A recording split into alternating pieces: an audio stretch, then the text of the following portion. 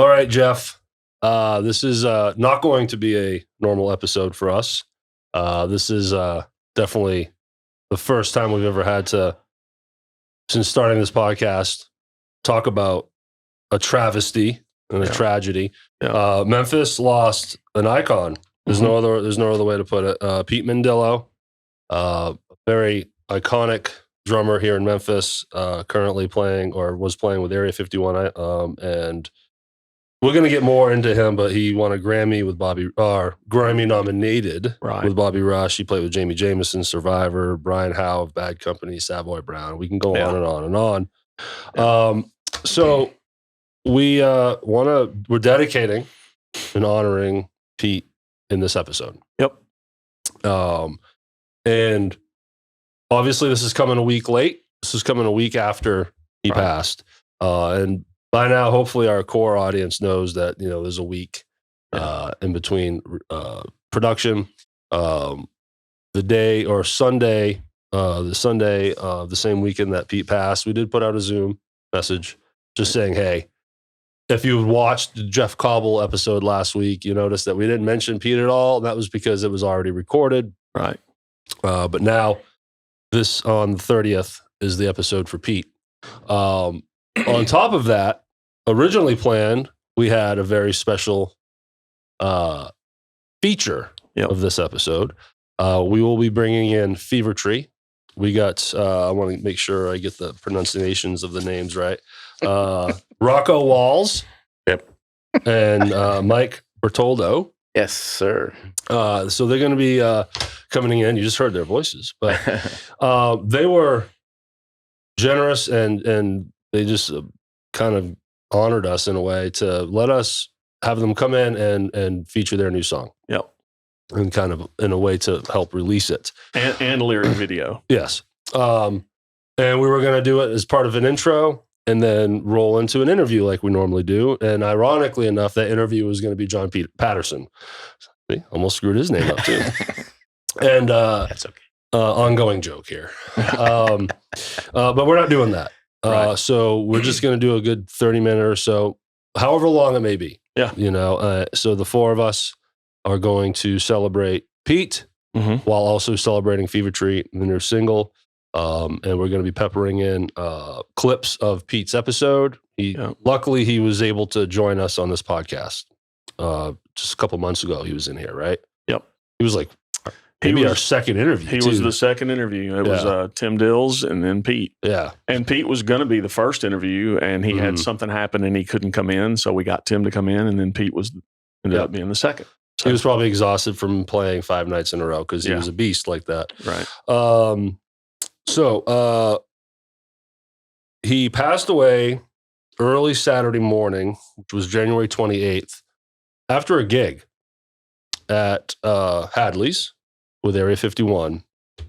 And after they were done playing and tearing down and doing what you do, he collapsed on the stage and didn't, probably even survive the drive to the hospital. And a lot of people, I'm getting to learn now, a lot of people in there just jumped on it and really tried to, save his life. But he did pass again. But you know what? He passed away in his happy place, right? Yeah. Right. That's awesome. Yeah. And if you're going to go, much like our old friend Mark Goodman, producer here in town, he passed away on a stage at Neil's. So, it's just as we are going through this process with this podcast and getting to know all these amazing bands and musicians and just the connections it's made for us and the friends we've been making. And it's no surprise that Pete's just getting a cavalcade of love on social media. Through the episode here, I'll talk more about the 3 times I met him. Yeah. But I've been following him for years. Right. Because he's Pete Mendillo, I met him in 2006 and then I've been following him since. But I know you, sir, different story. Yeah. You've been a very close friend with him for several years, a long time. He has been your mentor, not sort of, not mentor vibe. Right. your mentor. And over the years that I've known you and played with you, Pete's always come up. Mhm. I've learned a lot about Pete just through you. Yeah. Because you've reached out to him for so many ways, and I'll let you talk about that. So, Yeah. Jeff, if you want, I'll give you the floor here and let you talk about Pete here. Well, I've posted a lot on Facebook in the last 24 hours, and anybody that knows me knows what Pete meant to me as a musician and as a friend. And he's just an amazing person, first and foremost. I don't think I ever heard Pete say a negative word about anybody. He was just that kind of guy. Just an incredible musician. And I could sit here and talk for hours. But everybody out there that watches this podcast, most of the people probably know who Pete is, and they get it because I've seen hundreds of posts over the past 24 hours about what a great guy he was. And again, not surprising. Yeah. So, I want to try to remain upbeat and positive because I think that's what Pete would want. We are celebrating. Yeah, we're celebrating, and it's difficult. Everybody out there knows that it's hard, but we're gonna push through this and celebrate Pete and show more photos of Pete, talk more about him as we talk to the guys in Fevertree as well, because I know Tim Dills told us in his interview that he, was in early bands with Pete way back in the day. So this has, I'm sure, been a crushing blow to Tim as well.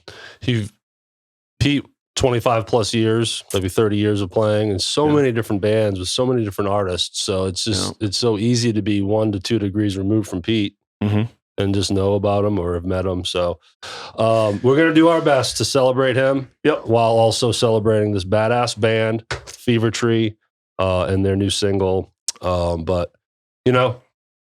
Godspeed, God bless you, Pete. You will be missed and never forgotten.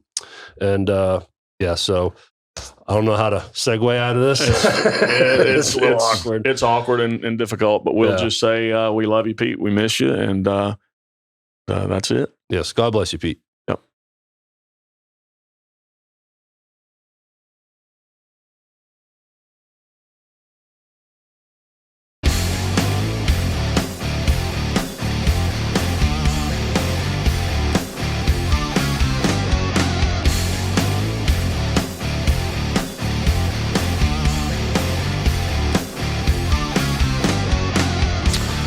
What's up, Jeff? Man, hanging in there. How are you? Same here.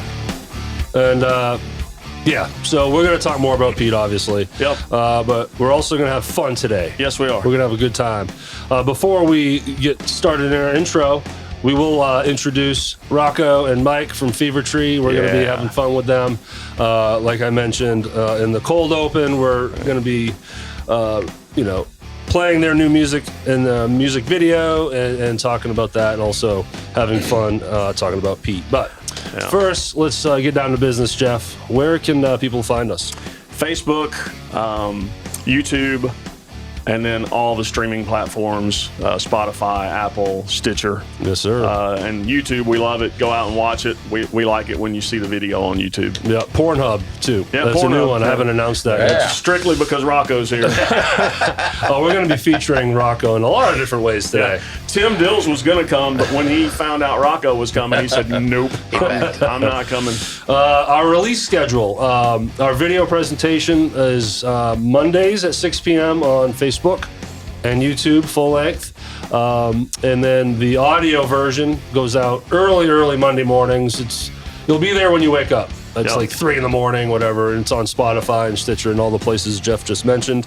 We are pre-recorded and coming to you from SRP Studios and Shelby Row Productions. Our Patreon page, we keep pushing that, and it's a good way to help support us. Yeah. If you click our Patreon link in our description, you can sign up for our tier, which is called Tip Jar. Yeah. It's $1 a month, $12 a year. If you can float that, it would go a lot further than you would ever imagine for us, so it does help. And as always, I always say parental discretion is advised, and this episode is going to be no exception. Because I'm going to have fun with this one. You know why? Because Pete would fucking love that. He would. That's why. He would. All right. Awesome. We are here. We are finally here. Rocko, Mike, thank you so much for being here today. Yeah. Thanks for having us. Yes, Thank you. we're excited. We're truly honored that you all reached out and wanted to collaborate with us in conjunction with your new single. This is awesome. But the overall theme of this episode 2 is Pete Mendillo. So before we really dig into everything, I wanted to give you guys an opportunity to say some things if you wish, and we can talk about Pete for a little bit on the front end, and then he'll be in and out and for the rest of the episode as well. Yeah. You know, I didn't know him all that well. I'd met him a couple of times watching Area 51. Tim introduced me to him at the Legacy in Arlington. They were playing there one night. And as everybody's always said, you've heard everybody say, just 100% nice guy. Yeah. Happy, shook my hand. We talked for a while. We made fun of Tim, you know, like we always do. Yeah. Poor Tim. It's interesting. You bring him up. Tim's band, Civil War, is the reason he moved here. He moved here to be in that band. From New York. Yes. Yep. From New Albany, I think is what Tim said. Or Arbor, I can't remember, but from the north. Yeah. He's a fellow Yankee like me. Yeah. So he's got a long history with Pete, you know, and he's really affected him. Yeah, I bet. Yeah. Did you know him at all, Rocko? Well, I'd met him. I had done an open jam session at a place, a friend of ours named Johnny Stinson, and he would have these local musicians come in. John Kilsner came in once, and Pete was there and all that. And we just, the way it was set up, it was just a big room with a bunch of instruments in there, 2 drum sets and everything. And a bunch of us got up there and started jamming, playing some Allman Brothers, and he was back there. And that was the first time I ever met him, and played a few shows, or not shows, played a few songs with him and stuff. And he was outstanding guy. Yeah. Left a big hole though in Memphis music. Yeah, for sure. Yeah. So we love you, Pete. We'll miss you. But we'll keep honoring his life here throughout. But now we also want to celebrate you guys. Yeah. Baddest band in town. Right? I don't know about that. So we will be playing your song, your new single, Muddy Jesus. You guys created an awesome lyric video that I've watched several times. I dissected your whole song here. Lyrics and all. So we're going to be geeking out on it at some point here later in the episode. But let's get to know you guys. What's also great is by now we've had the whole band in here. We had Tim Dills early on. He was our first episode. John Patterson was supposed to be today, but we booted his ass to the side. And and then now we get a double shot. You know, with you guys in here. So thanks for being here. It's just cool. Absolutely. Yeah, thanks for having us, man. We're excited. Yeah. So really cool what you guys are doing for Memphis music scene. Right. For sure. Thank you. Thank you. So this is the second time I meet you, Mike. Well, I've seen you guys all perform a long time ago, and we'll talk about that, but I never met any of you. And then you were nice enough to come to me and Jeff's New Year's Eve gig. We did. At Sidecar. Yeah. You gave us T-shirts. It was you and your wife and Tim and his wife. Don't ask me to remember their names. It's this, you know. But you, for whatever reason, thought I was a skinny fella and took an XL. We brought him a medium. So I was like, man, I don't want to waste a shirt, and I gave it back to you. And then now, as you can see, he brought my shirt in, and I'm sporting it proudly today. So thank you for the shirt. Yeah, that's that show you went to, and you said, man, I gave a shirt away, and that asshole gave it back. Dude, I apologize. I talked about it in the next episode. I was like, Mike, please, I hope that wasn't awkward. Yeah. I wasn't like denying a Fevertree shirt. Are you kidding me? Well, I told him you handed me a small. And I looked at it. And then he woke up. So, you hurt Tanya and Gina's feelings. That's our wives. But other than that, thank you, Tanya and Gina. Sorry. Yeah. Anyone that listens to this show regularly, they will understand how bad I am with names. I'm kidding. That's why I have this. So I need one of those. And then now this is the first time I meet you, Rocko. So this is exciting too. Cool, and man.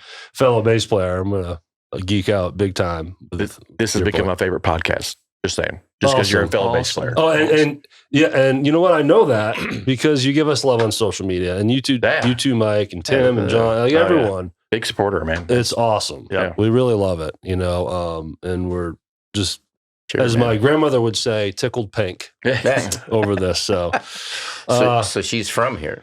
oh, is that a Southern thing? Tickled pink? Yeah, I didn't know that. of course. Oh, I thought it was a French thing, but from Maine. I'm from a Frenchy Maine family. Gotcha. So, Well, going back to Pornhub, it means something totally different for me. So, another feature coming today is we won't show you, but Rocko has his own candle line. So that was actually a birthday present from my wife. Yeah. Well, let's just get into it. Let's just talk about it. Let's talk about it. So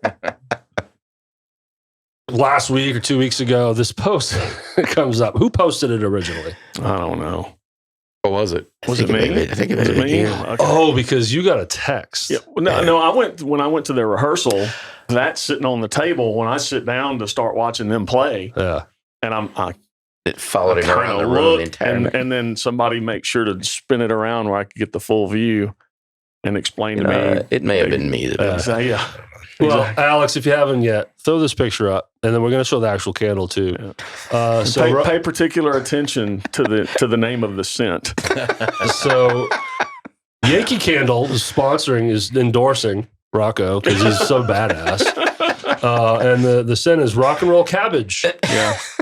Just flying off the shelves. Yeah, Yeah. it's hard to get. And we can also give credit to Joe Biden, as you'll see. Right. They've sold one of one. And this is and we're not lying. This is a real candle. It smells like cabbage. I get the feeling we may be hearing from their attorneys before this is over. Alex, again, I'll throw it in the middle camera. I know you saw this. Just but- remember, Valentine's Day is coming up soon. So go ahead and go to fevertree.com and order yours today. Yeah, you need to pre-order because they just sell out. Right. Instantly. So I just think that's hilarious. And as I got to know Tim now, and then when John was on here, shocker, we picked on Tim a little bit, and we brought up the fact that Tim basically forgot Rocko in his episode, and then Rocko released this awesome little post and making fun of Tim. So we love that you guys have such a great sense of humor. But please, let's talk about the origin of this candle. How did this come about? Well, I'm just trying to get rid of it. It came with the shirt. actually, I wasn't even in the band yet. No, you weren't. I think you sat in with us that night. I but sat you in weren't- with them, yeah, but I you wasn't an weren't. actual member of And you Fevertree. still hired him? That's what That's got why me in the we hired band. him. Oh, so this was done before. Yeah. Oh, so Yeah. this wasn't like a Fevertree joke where, Oh no, I just barely met his wife, and it was her birthday. oh, so you just do this shit on your free time. You just love. Yeah. Well, my wife said, "Hey, we're going to a birthday party," and I was like, "Okay." And they said, "What's Mike's wife, Tanya?" And I said, "All right." And she's like, "Well, we got to get her something." And I went, "Oh, well, shit, I got that." And so I went to Yankee Candle, talked to them, showed them a picture, and they're like, "Oh yeah, we're in." So I got a candle, but the bad thing was I didn't tell my wife about it, and I just put it in a nice little bag, and it was like I said, I was hanging out with Fevertree, but I wasn't with them yet and stuff, and. Mhm. And we showed up at the birthday party, and I just put it in a little pretty bag on the table and stuff. And everybody's there, and everybody's opened their presents up. And I just leaned over and told Mike, I go, "Hey, look, no matter what happens, I'm not responsible if your wife gets pregnant after tonight." And Mike was like, "What are you talking about?" And I was like, "Well, you'll see." Right. And then, it was love in the air ever since that. Love in the air. Or cabbage. Yeah, that Yeah. nice cabbage Rock and aroma. roll cabbage. Yeah, let me see here. No. Oh, fuck, that's gross. So I'm trying to put together a little cover band, and I sent all the guys who are interested in doing this a text this week, and I said, "I got a great band name. It's Rock and Roll Cabbage." And I got no response from anybody. Now you guys all know where that came from. That was the inside joke. Yeah. But show them the candle. Yeah. They'll change their minds. Right, right. Yeah. They'll change their mind about being in a band with you. Probably so. Well, while we're talking about the band now, after again talking to Tim, I know that Mike, you, Tim, and John have been together since day one, Mhm. right? And then Rocko, you came in, what is it, a couple years in? Yeah, I think so. Yeah. Yeah. I think And it's- you live in Missouri? Yeah. It's a hike, man. Yeah. So how did you get on Fevertree's radar? How did they get on your radar? Like, were you coming to Memphis on a regular basis? So he's in a bike club. Bike club? Yes. Yeah. Motorcycle club. Cool. We played at one of their. I wasn't expecting a no BMX club. He actually rides a unicycle. I was going to ask you to clarify. That's okay. I accept all fat jokes. So, no problem. The old bike with the banana seat. Y'all remember the banana seats? The big bar in the back. Yeah. The sissy bar. we played one of his functions, and he had a band that was playing in front of us. Okay. And we watched him play, and everybody was impressed with what he did. And then we talked to him, and he was so weird that we were like, yeah, we got to get this guy. You guys were like, why is he naked up there? What's going on? That night he wasn't naked. He did show us a calendar he had made, though. Right. Yeah, like in my... I spared that. You guys that. In my motorcycle club, I was president for 9 years, and we had this thing where we didn't let any of our members drive drunk at all. And but if you had to leave your motorcycle in our garage at our clubhouse. And so it just started where if you left your motorcycle there, I just took naked pictures on the motorcycle. And at the next club meeting, you got posterized by, and then I had so many naked pictures of me. The club actually made a calendar and a snow globe. I got a snow globe of me naked. That explains why the night that I came to see you guys rehearse, Mike kept telling me, dude, you have to drive home. You can't leave your car. That's exactly right. Because you're going to get naked pictures of Rocko. Jeff, off mic.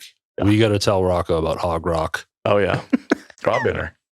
Oh, yes. We can't wait to talk to you about it. And we got a fucking crazy story from that. Everyone knew we were first timers. Oh, just because we were standing there going. Because you're gawking, wasn't you? Oh, you had no idea what Hog Rock's a music festival that we played at, but maybe we can do a exclusive Patreon-based podcast because it's X-rated. What we saw, who knows? Maybe it happens every time what we saw, but we won't. Yeah, usually the ones that've been there for the first time, they do that. They stand in a group with people they're familiar with their mouths open. Yeah. We need to do that with you. Like, since you know that place, we need to do that. We're going to do a fun X-rated special trip with Fevertree. Right. Absolutely. What was the band you were playing in that opened for Fevertree or came after or whatever? Actually, it was, there's a little band that we had put together, and I still have it. It's just some buddies of ours that we play, and it was called the Delta Coalition.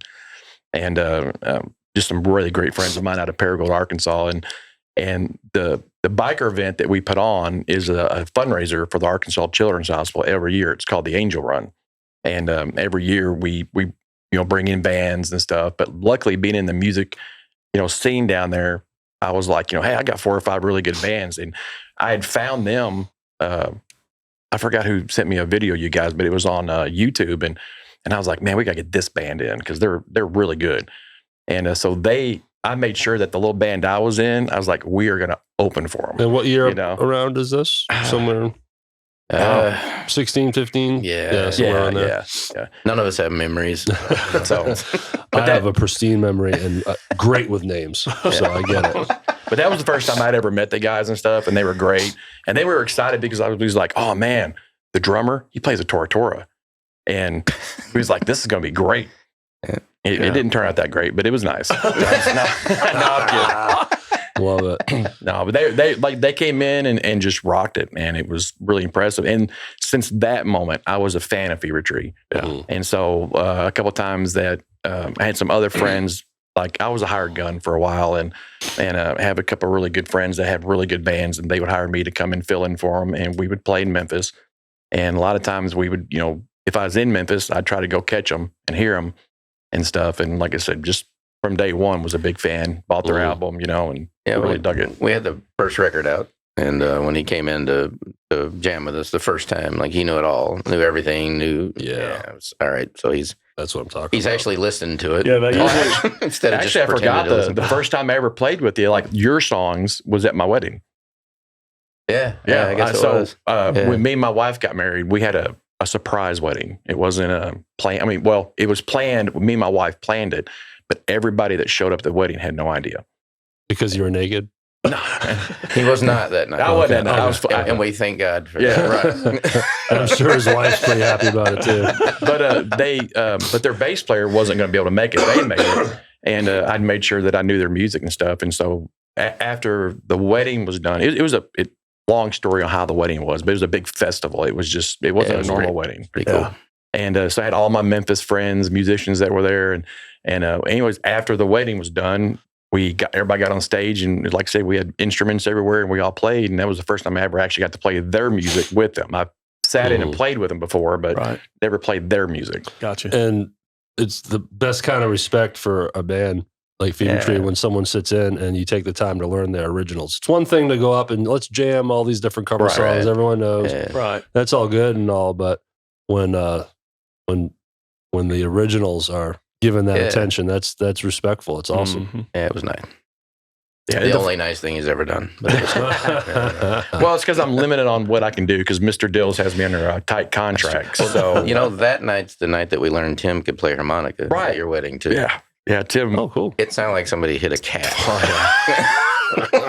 It was definitely not John Popper. I can tell you that. I mean, John Popper. Holy cow! You could. Years ago, I saw a Blues Traveler at a festival up in Maine, and in total, it was probably an hour of harmonica solos in a set.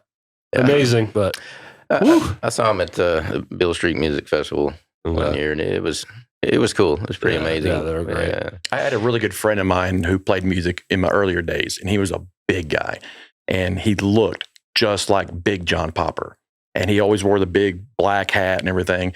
But one time we were playing at a club in Blytheville, Arkansas, and he's a big, my buddy's a big redneck cowboy kind of guy. Right. Anyways, when we started to play that night, this guy came up to me. He was like, who is that guy singing? I was like, you ain't going to believe this. This is John Popper. Mm-hmm. That guy goes, from Blues Travelers? And I said, yeah.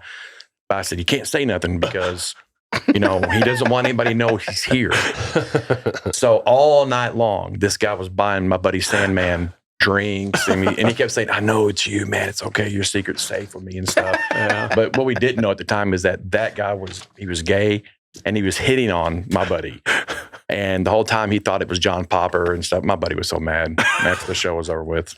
So, I get scared when you tell a story because I don't know if it's real or if he's really fixing to just lay the hammer down and say it's all this bullshit. is a safe place. Yeah. This is a safe place. I'm not. I'll tell you the truth. You should be scared. You should be very scared. Be very afraid. But Mr. Dills told me, he just said, we got on the podcast today. Just be real careful and just be respectful for the band and keep that in mind today. So I'm under lock and key today. I got you. That's Tim, right. Tim, I got your NDA. back. Yeah. Well, I want to move to the song here, but before we do, let's interject some Pete here. And I want to play a clip from his episode. In this clip, he it's a great story too. He talks about how he auditioned for Jimmy Jameson, and it's awesome. It's a fun story. So enjoy this awesome clip from Pete, and we'll be right back.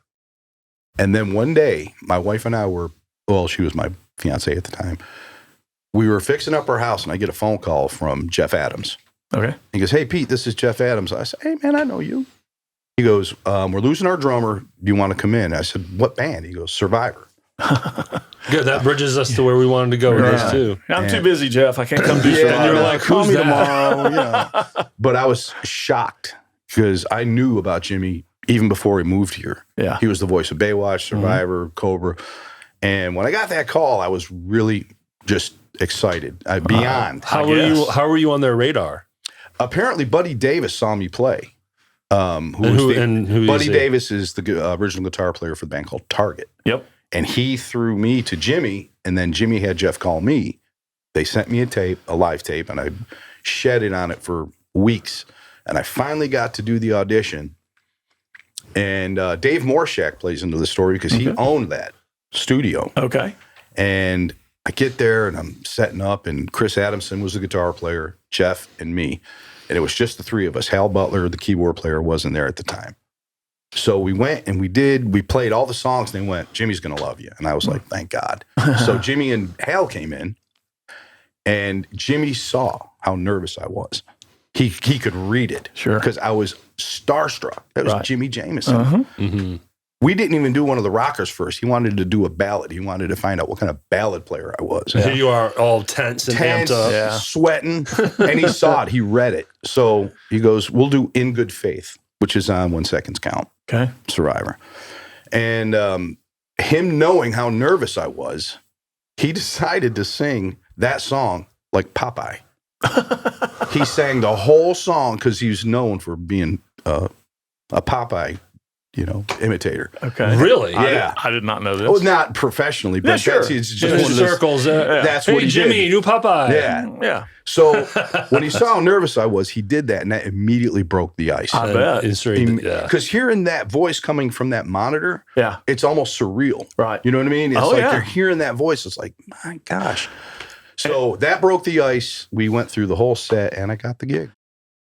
So I bet no one was expecting a reference to Popeye in that. No, not at all. That's pretty cool. It's a really cool story. And I can imagine, it was probably, Rocko was probably equally as starstruck when he finally got to play with you guys. When you I was. saw John Patterson. Yeah. Right. Well, him and Mr. Dills. I mean, it was like, it's hard to compare the two.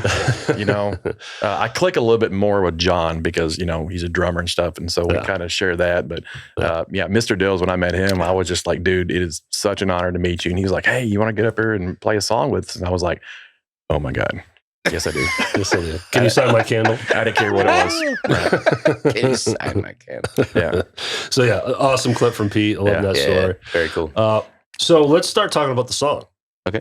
So it's Muddy Jesus. Yes, sir. And I dissected the song. Lots of questions, a lot of stuff I want to talk about, but let's now jump to the song. And I'm always trying to be transparent with our audience. And full disclosure, we're going to be editing this in post because it's also a video. But me and Jeff listened to it several times, and then we listened to it for with all four of us. So, that way we can really talk about it. But I hope you all enjoy this. It's an awesome lyric video. Rocko is in it in the last 10 seconds. And again, Muddy Jesus. Also, it's on Spotify. Yeah. And any other digital platforms or all of them. All of them. Yeah. Awesome. So we go through DistroKid. Cool. Okay. And we're going to talk about your studio, the producer. We're going to talk about everything. So please enjoy their new single, Fevertree's new single, Rock and Roll Cabbage. Yes.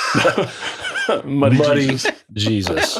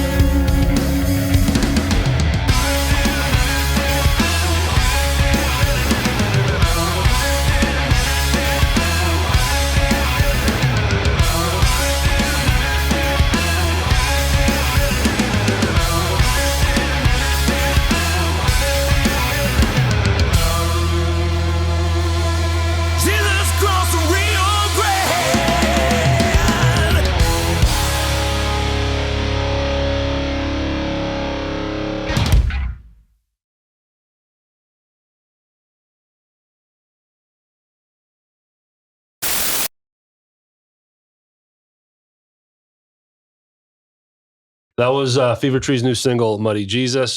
Just a killer song. There's so many things I want to talk about in it. Like I said, I geeked out this morning. I had some free time. And I literally mapped out, almost like I was learning the song, minus learning the chords. I have like the whole format of your song here. But let's talk about the writing of it. And, you know, what's the genesis and how did this come to be? So it's actually a remake of Ian Moore's song that came out in 1995. I'm such a fucking idiot. Yeah. You could have told me that, Jeff. I kept it a secret on purpose. So What can I play? That is the proper sound for this. Alex, someone needs you to put in there a wah, wah, wah in there. No, I have something. I have this. There you go. There you go. Okay, start over. That's okay. You're not the only one that's done this because I let a friend of mine in Minnesota. He was a security guard. And I met him when I played with Black Oak, and he watched my vehicle for me for a weekend when we went to Sturgis. I was like, man, he's a big fan of Fevertree. And I said, hey, listen, I'm going to give you an inside sneak peek on this song. And I sent it to him, and he sent back, he's like, oh my God, that is the greatest Christian song I've ever heard in my life. And he was all stoked about it.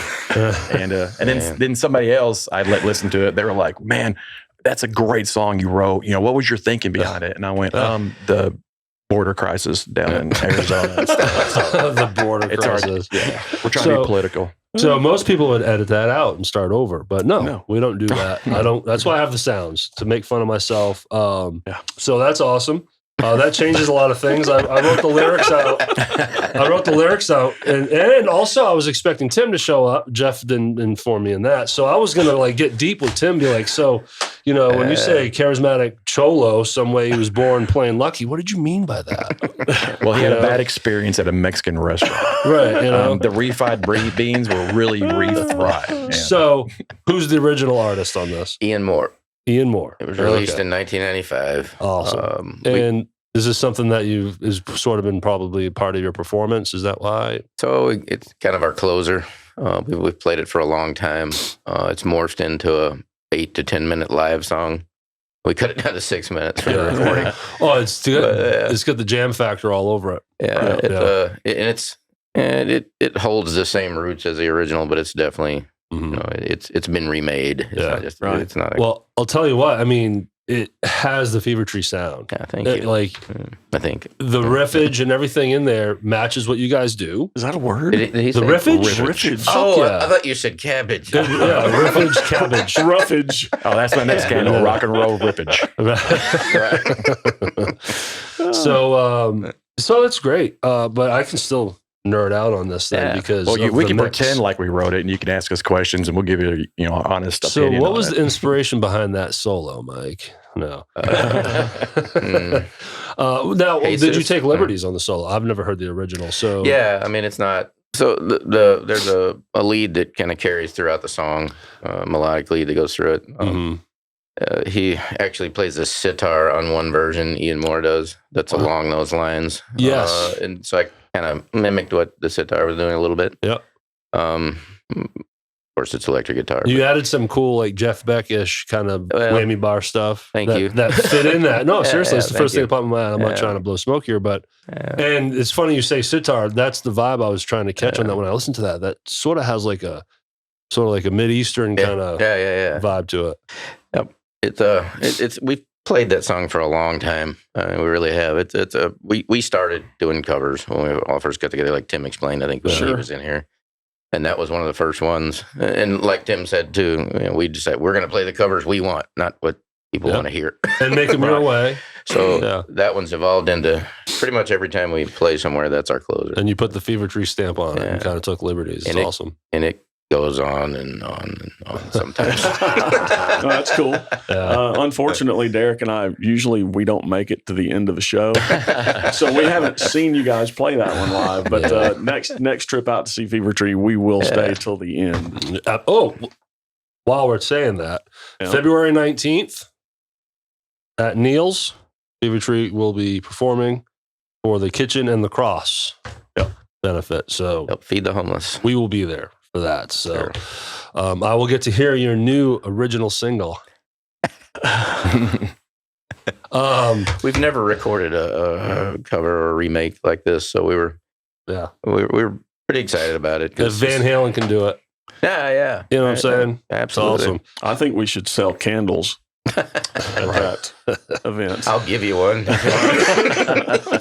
So let's talk about the sound and where it was recorded and who produced it. So that was the first thing I hear is these just massive drums, of this guy named John and Mr. Patterson. Yeah. So let's talk about it was at Supernova Sound, right? Mm-hmm. And Sound Dave Cowell. Yes, sir. So let's talk about the recording. Yeah, he's an engineer. Dave is Matt Montgomery and him are I think Matt pretty owns the studio and they've partnered up at Supernova. I think it's Supernova Sound Memphis. Is the full name of it. Just a phenomenal place to go to. If you're a guitar player, go there. Yeah. I will include the links to Supernova in the descriptions, along with obviously all the Fevertree stuff. So the number of amplifiers and guitars and things that are in there is insane. More than your rehearsal space, which will be coming up in discussion. Cabinet wise, no, but head wise, yes, and guitar wise, yes. Yeah. So when was the recording? When we go in first of, I guess right up the first of the year. Yeah. I can't even remember.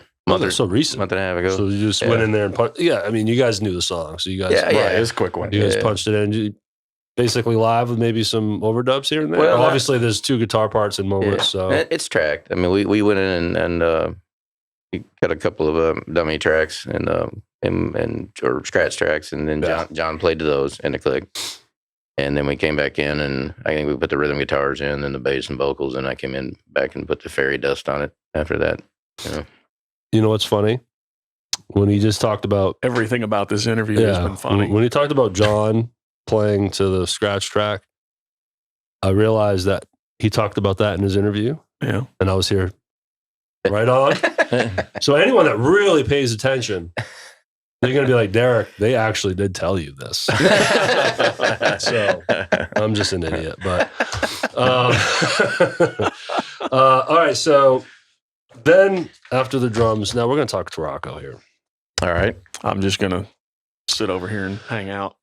Your fucking bass is badass, man. Thanks, man. And off your last album, your last album, I played it in the car one day and it was just like huge sound, big bass, So then for this song, you kick in and it's just this cool groove that you play with John. I'm wondering, did you play with a pick for that? No.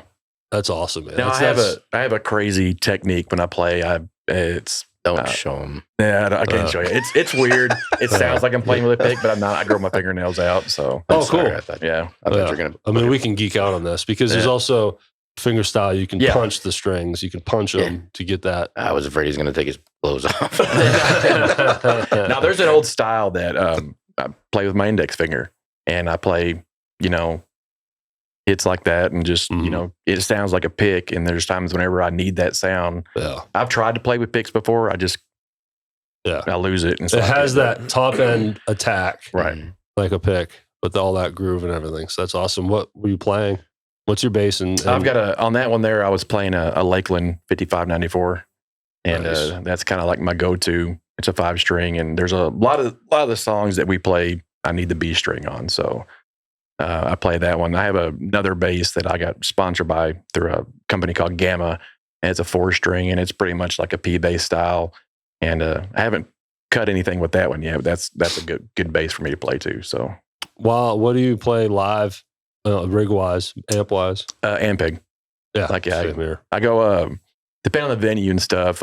Most of the bigger venues, I have 412s, and I play with the SV4 Pro. Yeah, I like the sound. I mean, on stage, the punch and the sound of the 12s give me what I like. Hell yeah! And but like a lot of times in the smaller venues, I'll just play a regular 410 cabinet. Yeah, and stuff like that. Another reason I have all those. Yeah, you got to keep up. Right. You got to keep up, Mike. Yeah, well, Mr. Dills told me I couldn't bring the big amp in. So he's like, you go in the corner and you stay right there. He says, you plug in. He says, and when you do good interviews and you do better, he said, I'll give you more amperage in rehearsal. Amperage. So, for years I always did the 410, Ampeg. Hard key for a long time. Then I finally got standard Ampeg, industry standard Ampeg. And then last summer, when I knew I was going out with Derek Joseph, I'm like, man, treat yourself, man. We play, these festivals and fairs. So I bought a second cab, and finally, for the first time for decades, I had that nice wall of 810s behind me. Man, it was great. Yeah, I got the old refrigerator amp.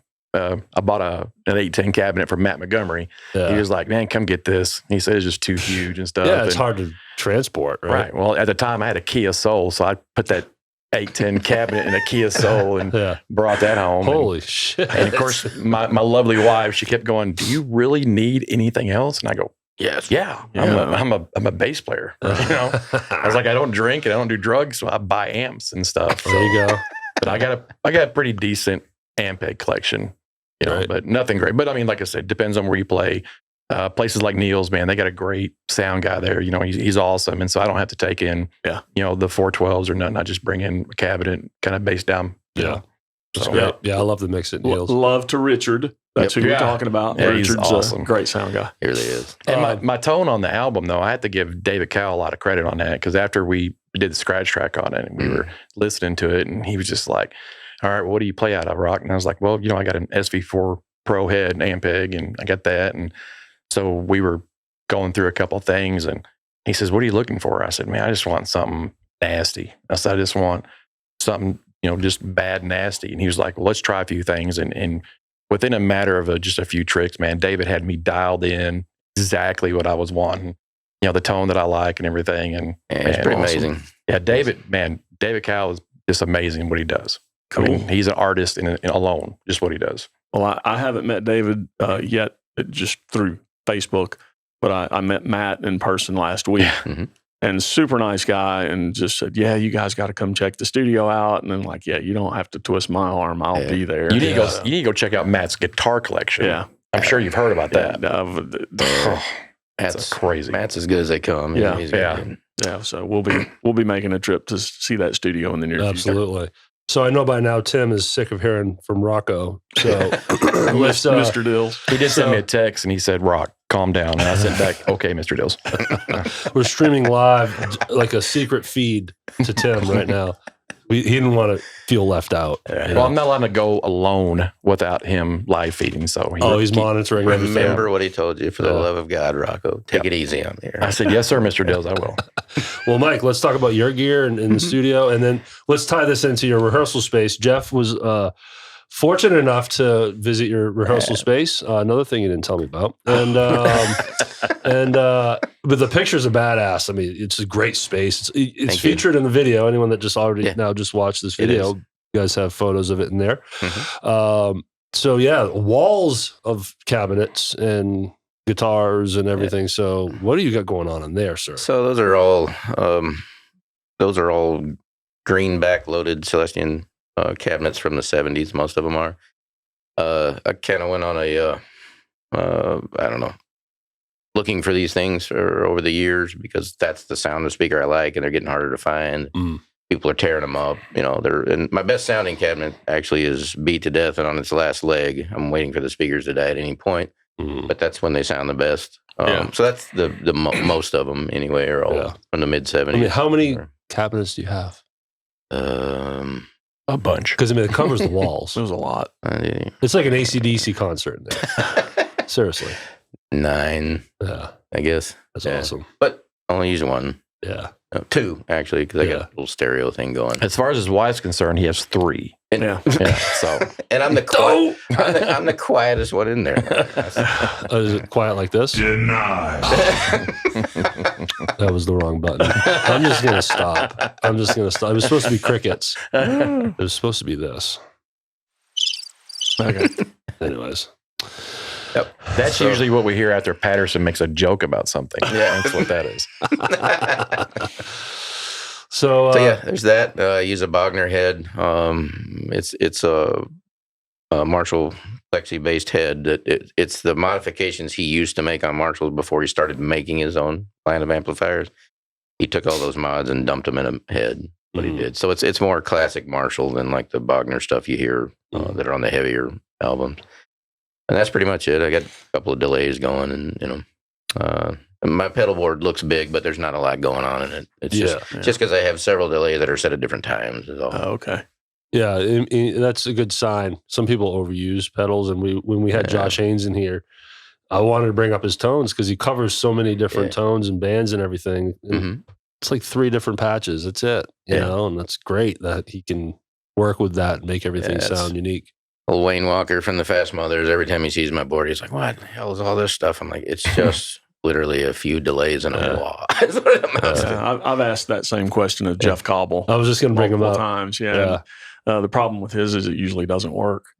Well, the more pedals, the more possibility of connection issues. I sat down and hand soldered my entire board. It took me like a week to get because for that reason, I got tired of it breaking down. And I'm like, okay.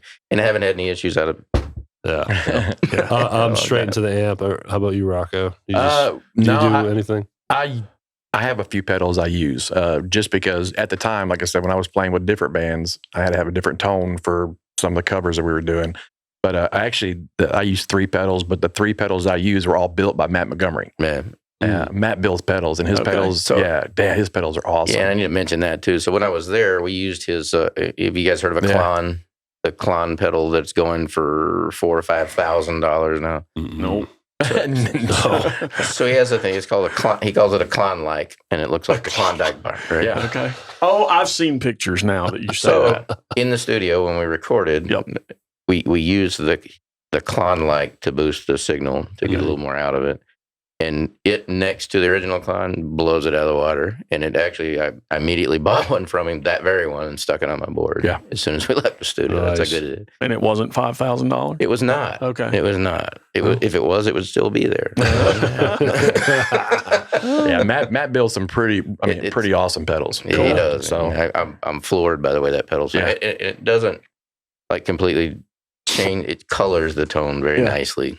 Oh, that's good info for all you guitar players that are listening. That doesn't mean no good. I'm a drummer, and I use pedals too, but they're totally different. Yeah, there was a moment where you and Jacob Turner was in here. Yep. And just like me and Rocko. Yeah. And you said, I'm out. Yeah. Same thing. You and Jacob went off. I was like, cool. Yeah. I get a few minutes off here. Right. Done carrying the weight. I think you guys need a third member that's a guitar player. Yeah. Well, you know what? You bring up a good question. But first, there's something I want to ask you there. But let's go back to Pete here. Yep. So we're gonna do another clip of our friend Pete Mendillo. Yeah. And dude was nominated for a Grammy. Mm-hmm. You know, this is awesome. And of course, we wanted to talk to him about that. And this is the moment when we did. Enjoy. Yep. Awesome.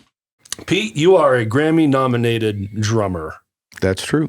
That's pretty incredible. And we want to talk about that. Okay. So it was Bobby Rush? Bobby Rush down in Louisiana, 2012 or 13. I'm sorry, I can't remember the date because the time I was sleeping and the producer / keyboard player, Paul Brown, who played with Bobby at that time, and he kind of still does. I got a phone call at like 8 o'clock in the morning. And I pick it up, and it's Paul Brown, and he's, hey, man, what's going on? Because that's how he talks. And he goes, you're nominated for a Grammy. And I just sat there, and I was half asleep, and I went, great. Let me call you back. And I lay back down, and it was like out of a TV sitcom. I just went, what did he just say? What? So I got my act together, and I called him back. He goes, yeah, we're nominated, the whole band. That's awesome. You know, and Bobby made it clear that if anything happened with that band, he was going to spread it out. That's great. It was umbrellaed that if he got nominated, if he got anything out of it, it was a band. Right. And that's how that happened. That's cool. Yeah, it is cool. That clip was brought to you by Rock and Roll Cabbage. Yeah. A major sponsor of the podcast. Pete's laughing right now. Premier sponsor. The fresh cabbage. Premier sponsor. So, real quick, I'm going to throw out the 3 times I got to meet the fella. Back in 2006 at the Horseshoe, he was playing with a band, I think it was called Beat Nation. Can't remember again. Shocker, I can't remember. It's this awesome British music cover band. And many years later, we went to see him perform with Area 51 at Dan McGuinness. And by now we knew he was scheduled for the podcast. I just couldn't wait to talk about that band. Yeah. I didn't bring it up then. He sat with us during a break. And then I got to hang with him again here in the studio. Totally blessed for that. I was able to talk about that first time I met him. It was like 3 a.m, 2006. Obviously, I didn't expect him to remember me, but he was such a nice guy. It was great. Yep. And I don't know if he ever mentioned in his interview that we did with him, Tom, Dick, and Harry, but Pete did a stint with Tom, Dick, and Harry, another local cover band back in the day too, which was John Roth, Corey Myers, Pete, and then, Ted Parton. It was a great and cover band. all the different bands those guys have played with. Oh, yeah. You know, it's just tentacles just go crazy. Yep. So when you were joking with Jeff about adding a third guitar player or whatever, have you guys ever thought about adding a fifth member? You guys ever thought about adding another guitar player or anything? It's crossed my mind, but I don't know. We have so much fun like we are. And, Mr. Dills is still regretting hiring the bass player. So. That's true. He wants to go 3-piece. As everybody knows, personalities are a huge part of it. Right. I mean, you guys have an intense, insane, awesome chemistry personally. Like I said, it works. You must have thick skin to be in this. Must. No question. And finding a fifth person with that thick of a skin may be a little difficult. I don't know. You never know. You know, it wouldn't. We've kicked it around, but we said that if we did, it would need to be somebody that was versatile, somebody that maybe played keyboards and guitar, utility guy. Because I obviously asked because when you guys record, you're adding multiple guitar tracks, and then it's just hard to duplicate that on stage. But then you guys get that cool raw 3-piece vibe when you guys are jamming too. Yeah, you guys keep it loose and jam out. It's awesome. Absolutely. We actually, that's part of where his bass tone he's talking about. When we sat down in kind of a pre-production meeting, just talking to Dave and what we're going. He asked me. He said, "Well, during guitar solos are going to be rhythm tracks." And I said, "Nah, I'd really rather there not be behind the main solo anyway, because I like the way it is live with." So that's when he told you that he was going to give you a bass tone like an elephant dong. And like an elephant dong. And I think he found it. That's actually what I named my pedal that Matt built me, was Elephant Dong. So. I'm so glad I thought of this because when I forget with all the bands that come in here, I always forget to ask the origin of the name. And when we recorded with Tim and John, I kept forgetting to ask. So I'm going to ask you.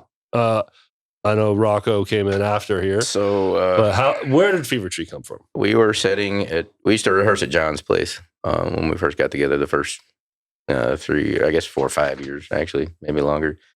And we were sitting in his rehearsal room, and after a nice bottle of bourbon between the 3 or 4 of us, going through names, and we were listening to Brother Kane, right? And a song called, I think it's That Don't Satisfy Me. There's a lyric or a line in it that says, "You got me hanging from a fever tree." And when it played, we all went, yeah. So, a lot of thought went into it. For sure. Well, I mean, that's awesome that it happened, because in every situation in cover bands, you got to think of our name. I'm the worst. I hate it. Yeah. Thinking of a name is just, And I think it's actually a tree somewhere in Africa that people go to seek solace or something. So it kind of has a little meaning behind it other than a bottle of bourbon. Well, the name of my next band is from a candle that is sitting right here, Rock and Roll Cabbage. Absolutely. So the name of the first album is going to be "I Did That." So for the sake of time, I want to sneak in the third clip for Pete, and we're going to come back from that, and then we're going to wrap things up with Fevertree. So this clip is Pete talking about Area 51. Awesome. I thought that was fitting because that was the band that he's been playing with for years now, and that was his last gig, right, with them. So I hope you enjoy this clip with Pete talking about his brothers, Area 51. All right, Area 51. We've chronologically come to the present. Yeah. So that's what you're doing now. That's what I'm doing Tell now. us who's in that band, what it's about, how it formed, and where you go from here. Area 51 was born out of a band called The Lineup, Okay. which was David Kurtz, Dave Smith, Love me, the lineup. Josh, and Kenny Long. Yep. David Kurtz wanted to do his original project, Yep. so that band kind of faded out. So Josh and I said, let's keep this going. Let's figure it out. Yeah. So we got David Haynes on keyboards, who's a brilliant keyboard player. Yep. Josh Haynes on guitar, myself, and that's it. This is just a four. Oh, Lance Binder. Lance. Oh, sorry, Lance. I know, I'm so tired. Well, the first thing that we noticed when we saw you guys live was Lance. He is a ball of energy. He is Tigger on bass. He is. He's the one that is the focal point. Yeah. Because he's just so energetic. Oh, it's and he's nonstop. A monster bass And then player. during the set break, he's drinking coffee. Yeah. Just what he needs. Right. And sometimes a Red Bull. And we've talked about Area 51 on a couple of the episodes that we've already done. And we talked about it earlier, but the songs you guys do are not songs you hear every day by every cover band. And there's a reason for it, because they're very challenging vocally and instrumentally. Mm-hmm. And you're doing Boston, you're doing Styx and Rush. And Rush, Yes. yeah. And 3 strong vocals. Oh, yeah. Yeah. You, Lance, and Josh. Yeah. Because you sing a couple solos. I sing only one spot in a Starship song, but that's the only thing I've done. I don't really sing much anymore except for background vocals. You're hitting some falsetto back there. Yeah. That adds so much. And you guys did We Built This City. Yeah. And we were sitting there and we looked at each other like, never heard this song covered in my life. You just killed it. You can't miss Sledgehammer. That was my favorite. That was the highlight of my time that I was there that night. We had to leave, third set or so. And we did talk after we left that there was a couple of songs we would like to request, and I'm going to put you on the spot right here on the air, but we would love to hear some Huey Lewis. And you may have done it. We left early that night. Yeah, we don't do it, but we have talked about it. Oh, Walking on a Thin Line. Yeah, Jacob Platter. Anything by Huey. Yeah. But I love Huey's hits. That's on the to-do list. Awesome. Yeah, man. Any of those hits. Yeah. Yeah, man. Yeah. Man, That was great. such a bummer, but we love you, Pete. We'll always remember Pete. They're So a phenomenal band. They were great. No question. And and I'll give a shout out to Sean Few. I can't go an episode without. He comes up every episode. Yeah. But we went to see him, and formerly known as at Neil's a few weeks ago. And before the show, he's like, "Hey, we learned Huey Lewis in the news for you." I was like, "Really?" He's like, "I heard you talking about it." And they played Power of Love. Power of Love. It was so cool. Thanks, Sean. That's That was cool. great. Thanks for paying attention, man. Yeah. That's awesome. Well, look, guys, man, thanks so much for doing this, man. This has been awesome. thanks for having us. I hope you have much success with your new original single. No, just kidding. No. Check out their. It is a single though. It is. So Muddy Jesus. It's on all digital platforms, and the song will also be clipped for our Facebook page, so it'll be kind of released solely like that. Yep. We do. It's great. We do have studio time booked into February, and there's 3 more dates after that I can't remember, and it's going to be more original music. Awesome. Well, Ooh, special announcement. I think we're invited to go yes, see all that. absolutely. Can I I'm go? just putting them on the spot. Can I go this time? Yeah, you can go Okay, this time. good. Yeah. Can I saw that picture of Jeff on Facebook. I was like, what the hell's going on? And he just wanted to gripe at me because I called him from the driveway, Yeah. and he's like, I couldn't come anyway. Yeah, I had a thing with my daughter, so it's all good. Again, February 19th, Kitchen and the Cross, and the Yes. Cross at Neil's. Yes, sir. And looking forward, we will be there. So that's Yeah. great. And it's just neat now, having met all of you. It's fun for me and Jeff to now go see bands perform after meeting them. And it's Very just cool. fun. I'll be sporting the Fevertree shirt. Awesome. Know it. I'll bring the candle. Well, and I think I may have a shirt made up All right. of Rock and Roll Cabbage. We really Somewhere. should. Yeah. That'd be hilarious. We got a little merch money left. Those shirts would be really expensive. Like $100 a piece. Collector's items. Collector's items. I don't think you could give them away.